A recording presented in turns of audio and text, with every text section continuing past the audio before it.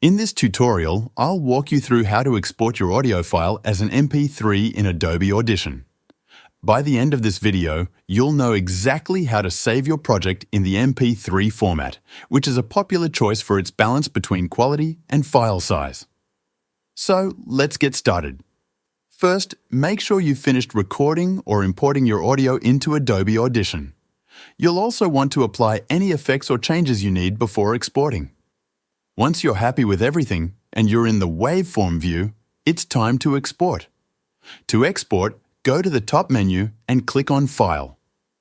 From the drop-down, select Export and then choose File. Alternatively, you can use the shortcut by pressing Ctrl plus Shift plus E.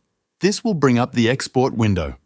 In this window, you can start by renaming your file if needed and selecting the location where you want to save it. Now, just below that, you'll see a section called Format.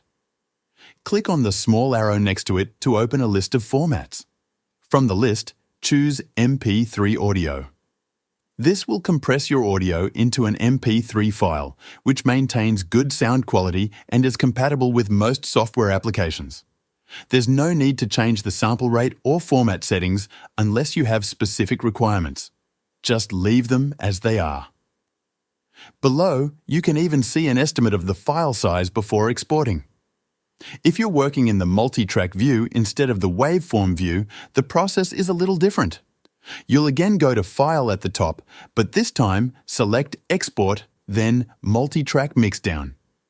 From here, you can either choose Selected Clips to export only the parts you've highlighted in your session or Entire Session to export everything. Once again, you can change the file name, select where to save it, and choose MP3 audio as the format. That's it. Now you've successfully exported your audio file as an MP3 in Adobe Audition.